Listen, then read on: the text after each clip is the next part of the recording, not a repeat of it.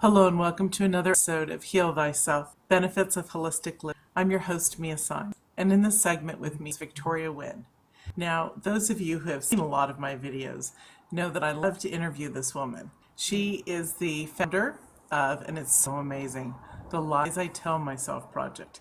And it really helps you get through all the garbage of what we tell ourselves to the reality of who we truly are. So let's welcome Victoria. Welcome, Victoria. Thank you, Mia. I love all the videos we do. I think I they're know. a blast. I look forward to them. Yeah, you're awesome to interview. So, okay, share with us, because there really, seriously, since we've done this in a year, there is probably thousands upon thousands more watching this. So, share with us again this amazing journey you had that brought you to the place of discovering this idea when you got into Lies Project that just moved me so much that I became a believer, probably one of your biggest fans, because I will shout you to the moon and back. So will you share what's your story and how the Lies Project came to be? Basically, in short, I think I came to some awakenings through the means that a lot of people do, which is trauma and drama in your life.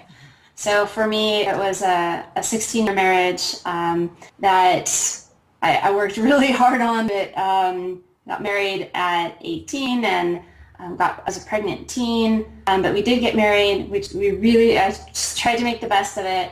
But within that marriage, I had told a lot of lies about myself. I confused. So when this divorce hit, it hit hard. It hit me really hard, and there's a lot of questioning of my value, my worth, if I could make it as a single mom of 5. I had people telling me, including that ex, that I wasn't gonna, I didn't have a chance. I didn't have a chance in this world without him. Or other men that told me, who's gonna want to date you, with 5 kids. And it was disheartening, because though at the time I would say, that's not right, and I'm a great person, and all this deep inside, you're like, is that true? Maybe it is true. And the lies started to build up and build up. And I already had enough from that marriage. So one day I literally saw the words go in front of my face, the lies I tell myself, and started asking myself every question: is it true that I'm not attractive anymore? Is it true that I'm worth less because I have 5 kids? Is it true that I make enough money as a single parent to take care of my son? Is it true? Is it true? So the Lies Project is actually about truth. Basically what happened was I posted a video. There was not any intent or a coaching profession, and it went viral. It went all over, and so many people shared their story, lies that they started figuring out through just watching. Gosh, it was a 3-4 minute video. And since then, I had made another video thinking, all right, that must have been crazy. Luck, I don't know. Well, I made another one. This time I just added some music and a little more production value, not much, how much money, but a little more. And that one took off as well. I went, holy cow, I'm not the only one that is riddled with lies that hold me back, that keep me fearful instead of abundant. So that's been my passion for the past, it's been about 4 or 5 years now, is just questioning myself and then being the truth. I am valuable. And what I figured out about the single mom with 5 kids thing is I found out I am actually such an amazing, because my kids are so amazing. They're fun-loving, they're smart, they're generous, they're hilarious. So I got really picky, actually, after a while, with my dating, because I went, hold on here. This is a blessing to have the me package. It's a super loving, mushy, like very loyal, giving person, plus the kids that will just love on you. That's a big deal. So I didn't want to sell out. So it's a perspective changer. The Lies Project is a total perspective changer. It's been a journey of peace for me. It's really brilliant, because I know when I first saw your video, it moved me so deeply. I had seen you through the pages, on Facebook, and I wrote you, and you wrote back, and I started interviewing you, and we became fast friends. And just somebody that I totally honor. I get weepy around you. I guess because when we talk about the truths about, let me just say this, as a self-love teacher, I get to people's nitty gritty stuff too, but there's something about you that it just makes me, well, you are one of my soul sisters, but it just makes me weep and gush and goo. And it's just so fantastic because yours is very mainstream. So the whole world benefits from it. And the lies are just so profound. Yes, there are inner critic. Yes, it's almost like you don't take the whole therapeutic words and you just go, come on, let's just look at what the crap is. And I think that that's so brilliant. Here we go again.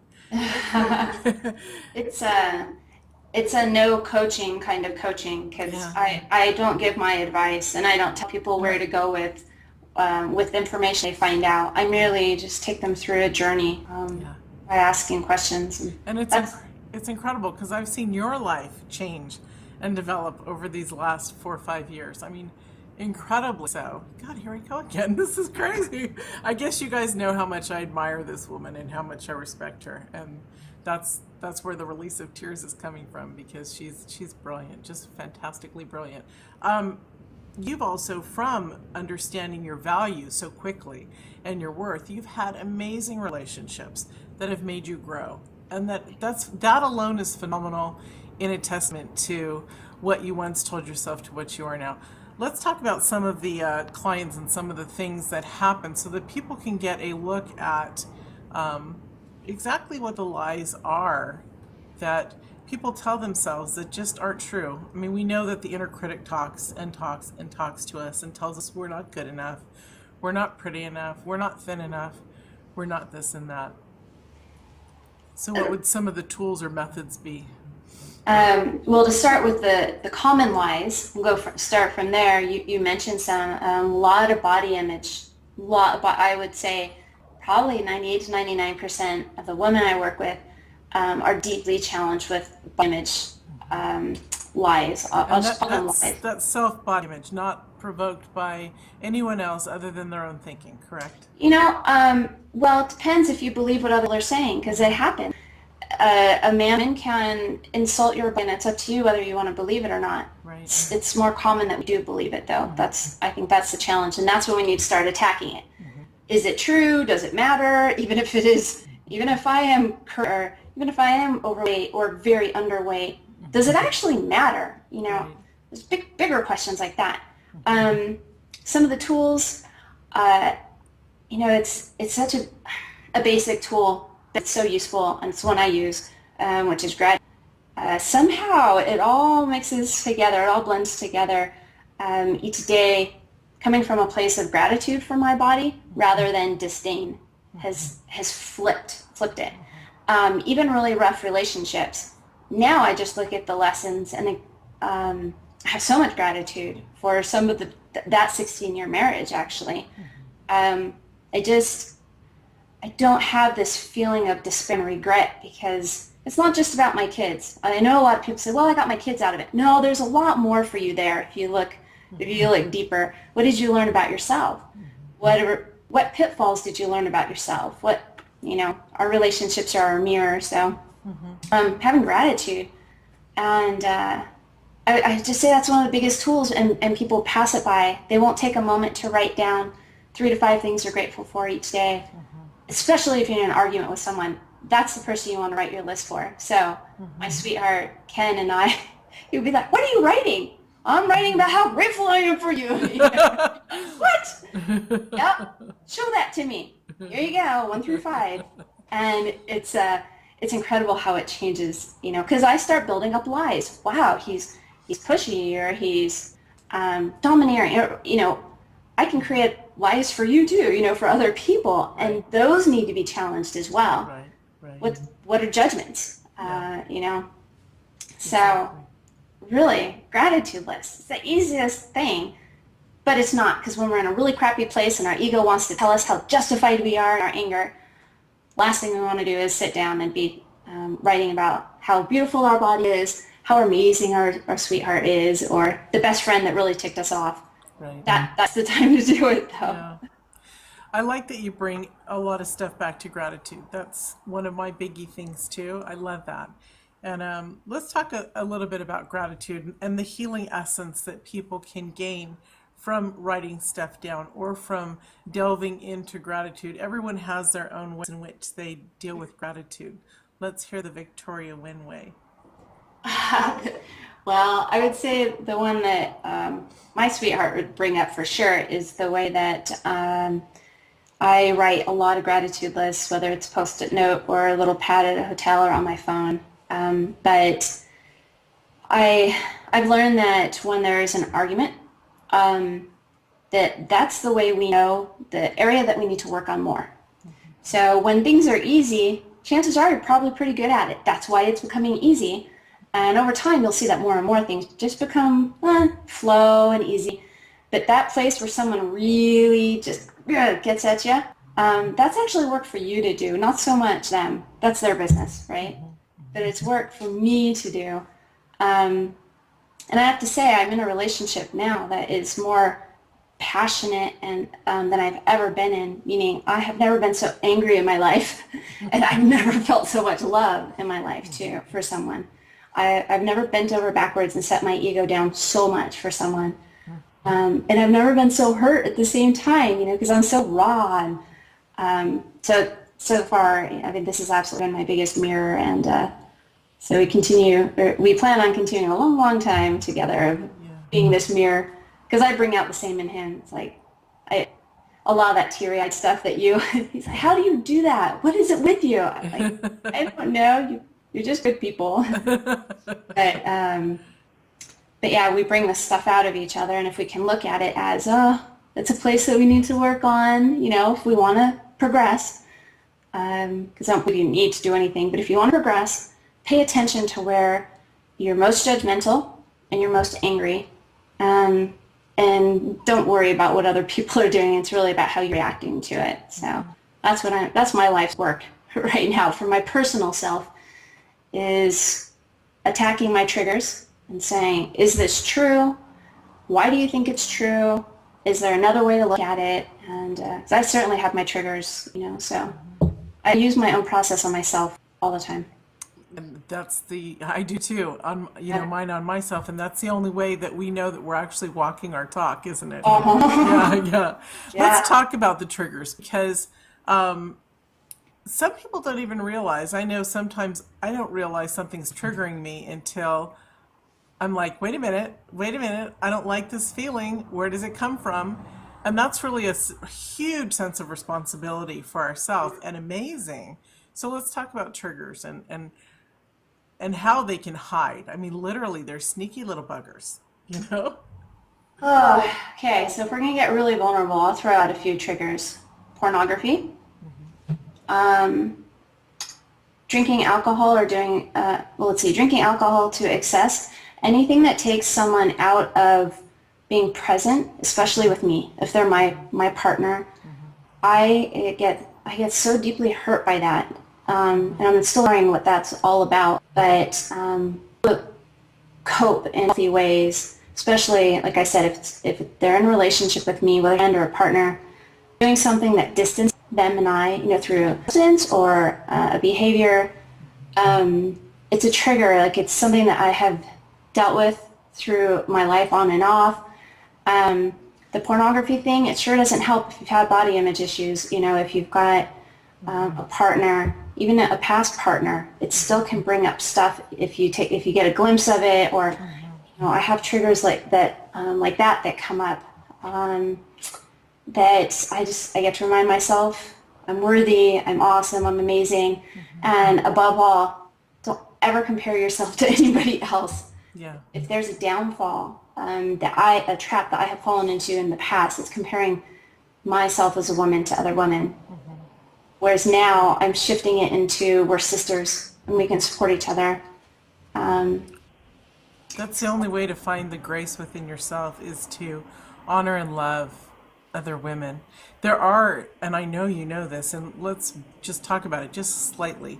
There are other women who are not as evolved as women, so that they come at women with jealousy and anger and their nails drawn, as opposed to, oh my God, you're so amazing, or wow, wasn't she a fun person?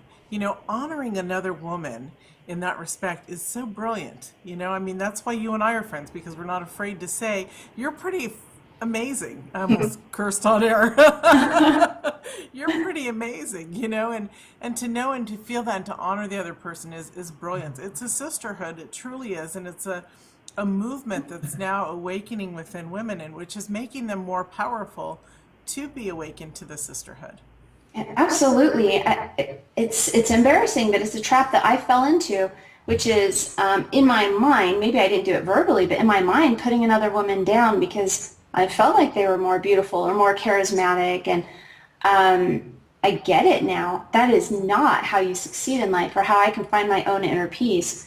The best way I found is to actually approach them and say, I am working on being as charismatic as you, or as such a great speaker, or an amazing writer like you. Thank you for being inspiring.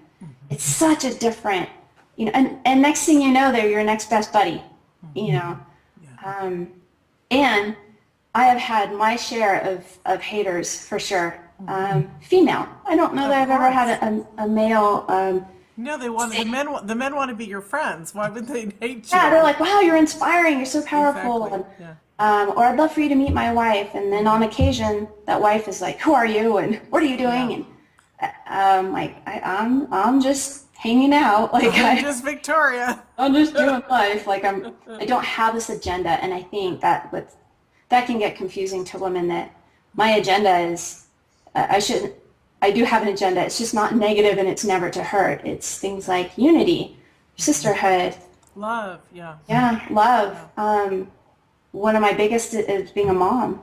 I absolutely love being a mom. So my focus is not on trying to look bigger and better than anybody. I feel like I'm this big, and I'm just doing the best in my own little world that I can. I'm going to say this on air because it's going to hold you to it, hopefully. You write the most amazing things about motherhood, and they're hilarious, they're warming, they make you cry, they make you laugh.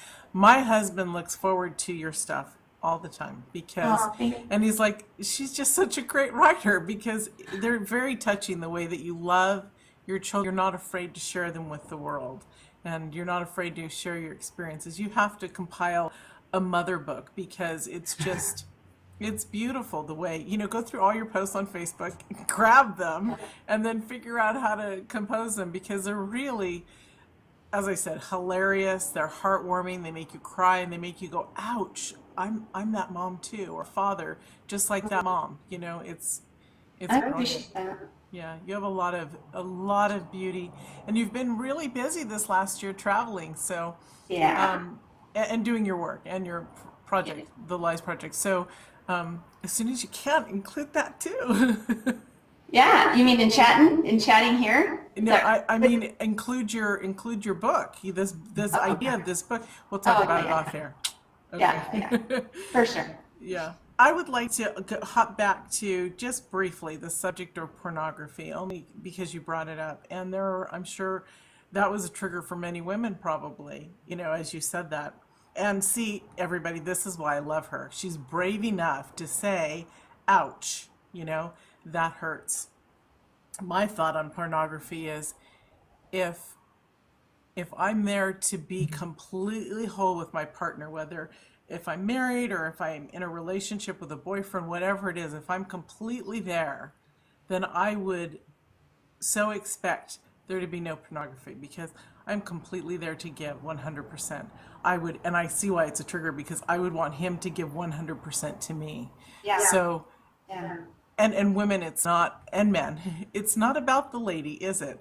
It's not about your love. It's about the fact that you're not connected enough to her, truly. So it goes back again to the person that is making us stop and say, wait a second, and granted, we do have issues about pornography, some people about themselves, to look at that. So So on that topic, just about my personal life, my partner and I, we've had many talks about this, and we have this agreement that our sexual energy goes towards one another, and it stays within those bounds.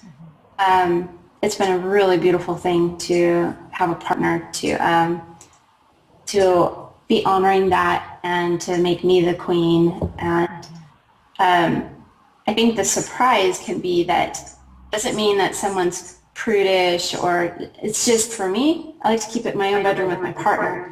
And within those bounds and the agreement that, you make with go have fun and go wild and do whatever, Be the porn star with your mate.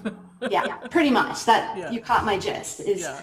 Is go wild with that.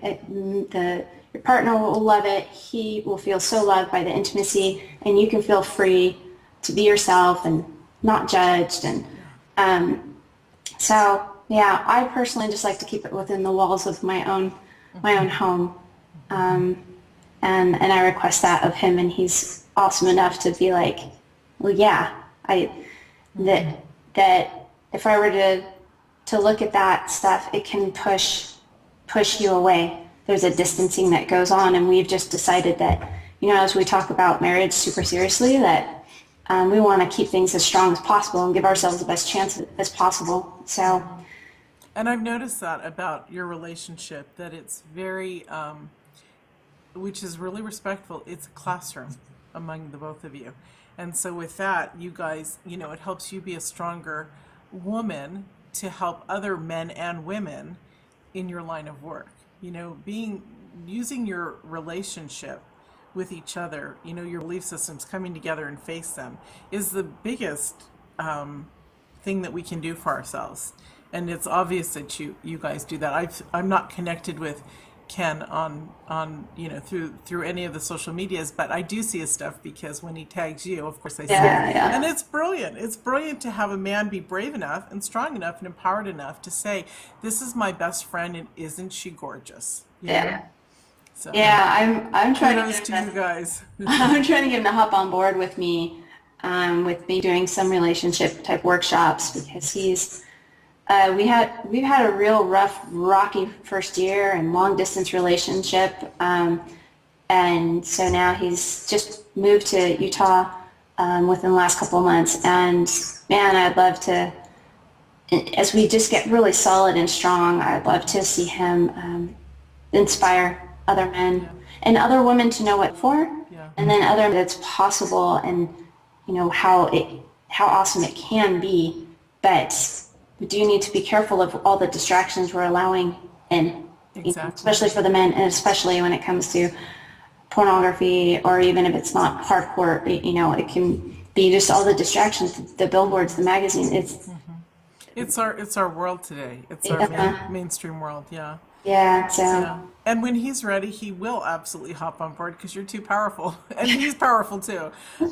Something that's really cool that I just thought of was Gay and Katie Hendricks are both relationship people who remind me a bit of you, or you remind me a bit of them, where they use their marriage as their classroom. They work it out together, and they're not afraid to say X, Y, and Z, and it's beautiful, because that's a very healthy relationship. And that's part of, going back to the Lies Project, that's part of the Lies Project, because society would have us believe that men and women come together to procreate under a contractual agreement rather than out of love.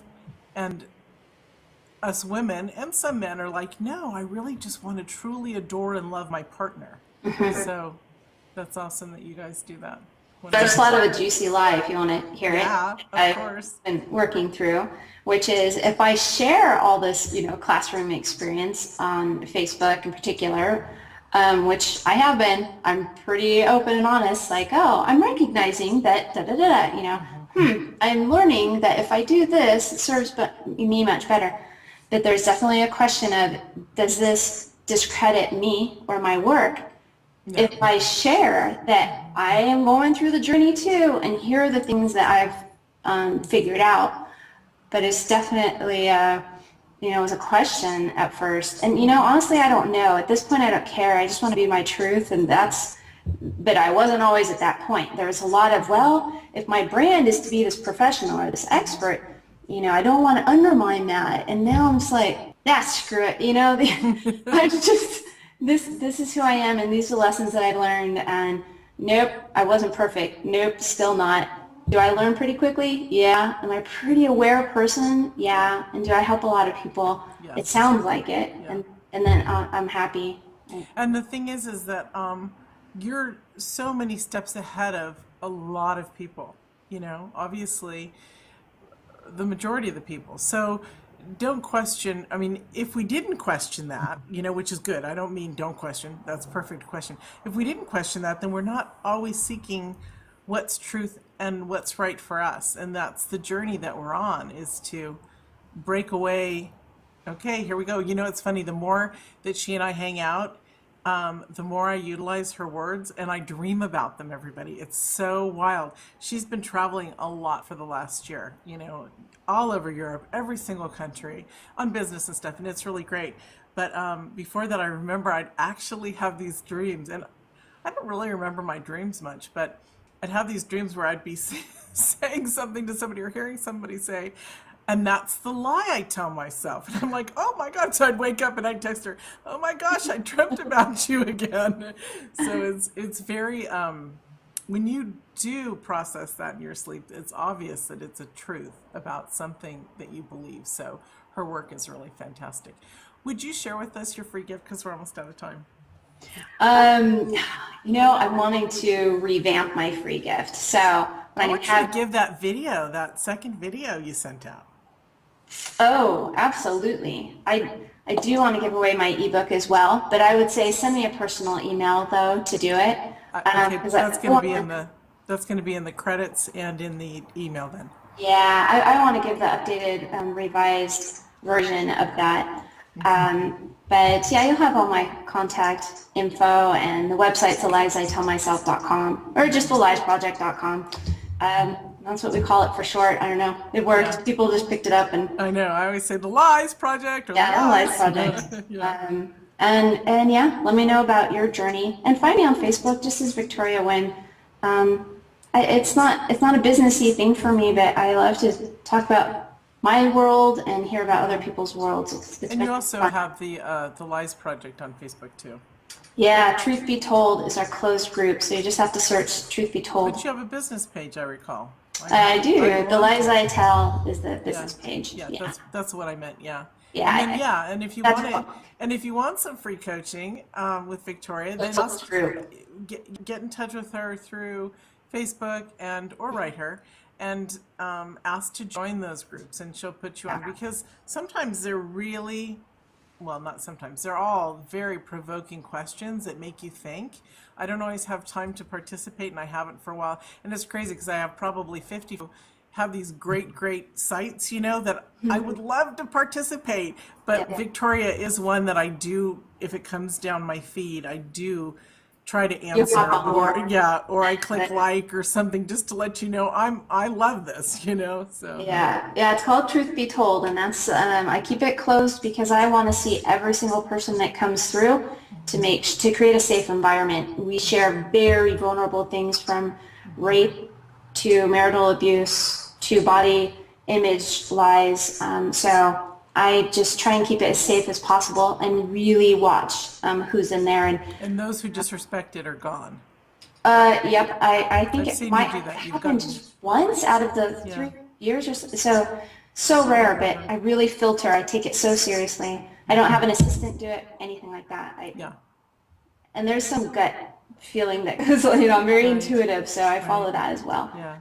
But yeah, I'd love more people in there to share. Yeah, or just read and learn too. Yeah, exactly. Because we learn experientially. So we learn through others. Just like this interview, people are going to pick up stuff and go, "Oh my gosh, I can switch and change this and do that." And and if so, comment on it and share with us. That's my world. I feel like I'm making a difference. I'm on cloud 9. So please share with us. So come join us on Cloud 9. And when you're happy in your life, you are on Cloud 9. So it's awesome. Well, thank you, Victoria. It was truly a pleasure, and it flew by really fast, like it always does with us. It was awesome to have you join us. Thank you. Thank you for having me. Appreciate it. And thank you all. We'll see you in another segment.